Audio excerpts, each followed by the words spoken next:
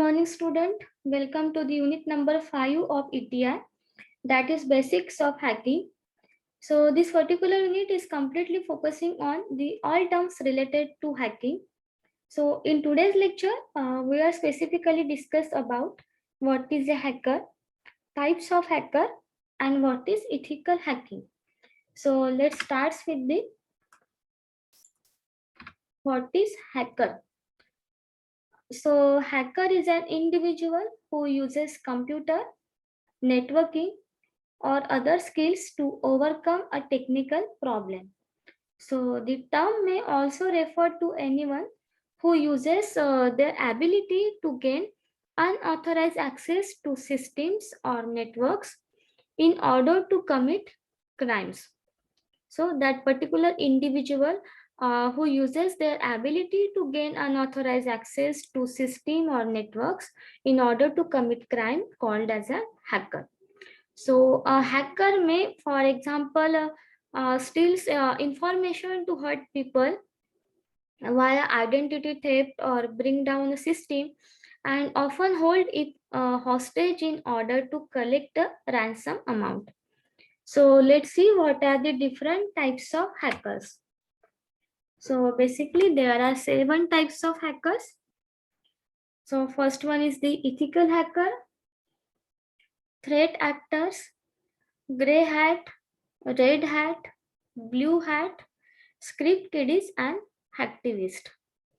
So in the past, the security community informally used a reference to hat color as a way to identify different types of hackers like gray hat, red hat, blue hat, likewise, and usually divided into 5 main types. So a few of these terms have been replaced to reflect the cultural changes. So the first one is ethical hacker, which are also known as authorized hackers. So ethical hackers are authorized hackers, and they are previously also known as white hackers. They strive to operate in the public's best interest rather than to create turmoil. So as they are authorized hacker, they are operate in the interest of the public. And many ethical hackers who work doing pen testing were hired to attempt to break into the company's network to find and report on security vulnerabilities. So the security firms that help their customers to mitigate security issues before criminal hackers can exploit them. So such type of hackers are called as ethical hackers or authorized hackers, or they are also called as white hat hackers. Then the second type is threat actors. Threat actors are also known as unauthorized hackers, and previously they known as black hat hackers. So threat actors are intentionally gain unauthorized access to networks and systems with malicious intent.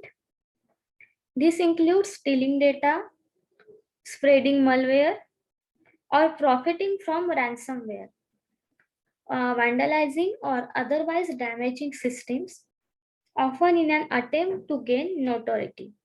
So threat actors are criminals.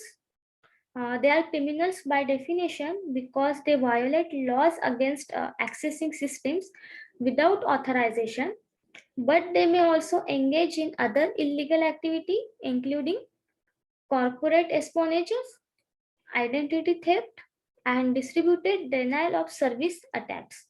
So threat actors are unauthorized hackers, and they are also known as black hat hackers. After that, gray hat hackers.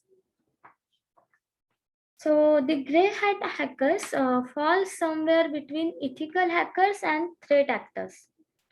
While their motives may be similar to those two groups, that means there are two motives for the interest of public, and second one is the malicious intent. So gray hats are more likely than ethical hackers to access systems without authorization, and at the same time, they are more likely than threat actors to avoid doing unnecessary damage to the systems they hack.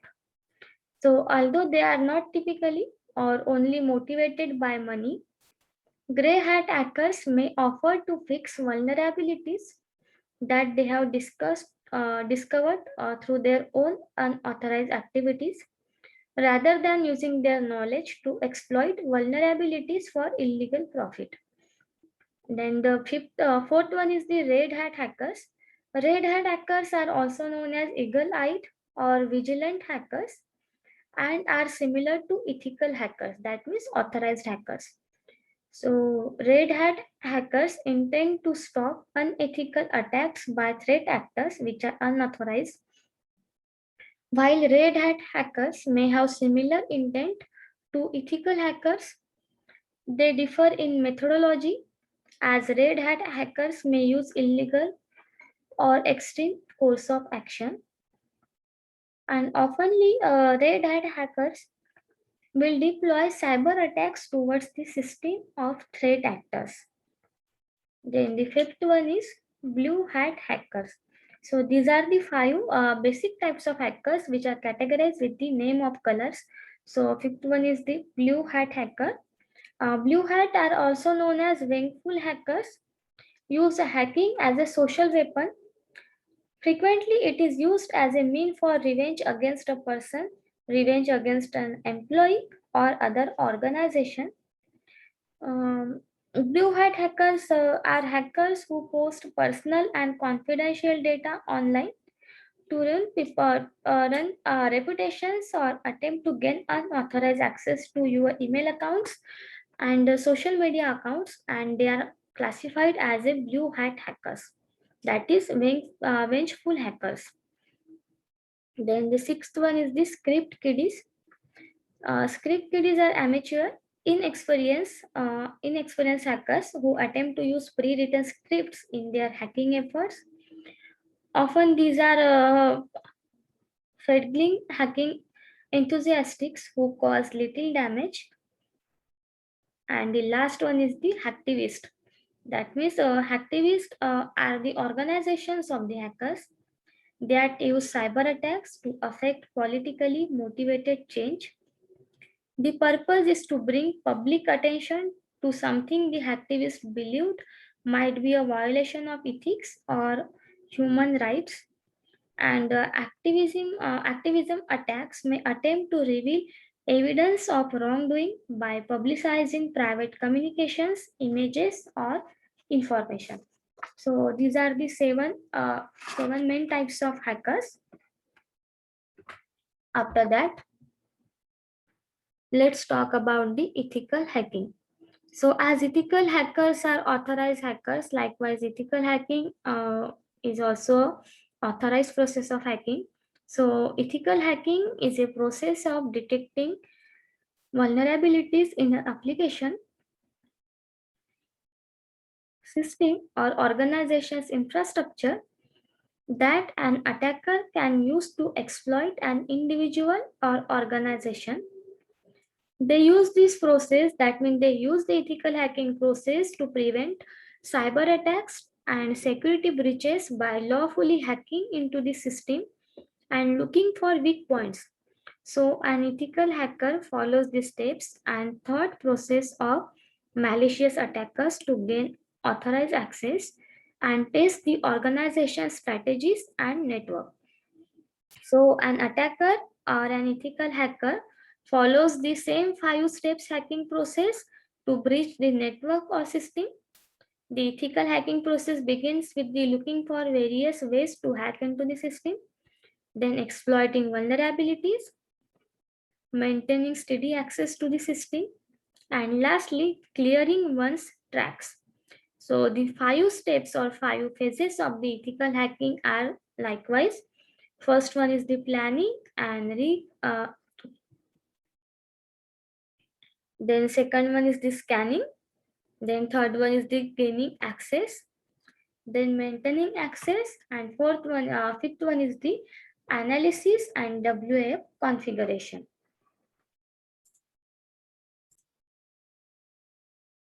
So let's discuss these 5 phases one by one. So the step one is the planning and reconnaissance. So, first in the ethical hacking methodology step is the reconnaissance, also known as the footprint or information gathering phase. So, the first step is also known as footprint or information gathering phase. The goal of this preparatory phase is to collect as much information as possible about the system. Before launching an attack, the attacker collects all the necessary information about the target. The data is likely to contain passwords, essential details of employees, etc. An attacker can collect the information by using tools such as HTTP track to download an entire website, to gather information about an individual, or using search engines such as Maltego to research about an individual through various links, through job profiles, news, etc. So this footprint or information gathering phase is an essential phase of ethical hacking. It helps to identify which attack can be launched and how likely the organization systems fall vulnerable to those attacks. So footprinting collects data from areas such as TCP and UDP services, that means connection oriented and connectionless services, then vulnerabilities, and after that through specific IP addresses and host of a network. So in ethical hacking, basically footprinting is of two types. First one is the active type and second one is the passive type. So active type means this footprinting method involves gathering information from the target directly using Nmap tools to scan the target's network.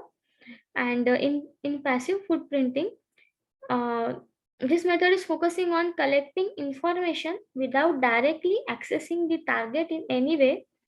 Attackers or ethical hackers can collect the report through social media account, public websites, etc. Then step number 2, that is scanning. In this step, the second step in the hacking methodology is scanning, where attackers try to find different ways to gain the target's information. The attacker looks for information such as user accounts, user credential, IP addresses, etc. So this step of ethical hacking involves finding easy and quick ways to access the network and skim for information. So tools such as dialers, port scanners, network mappers, sweepers, and vulnerability scanners are used in the scanning phase to scan data and records.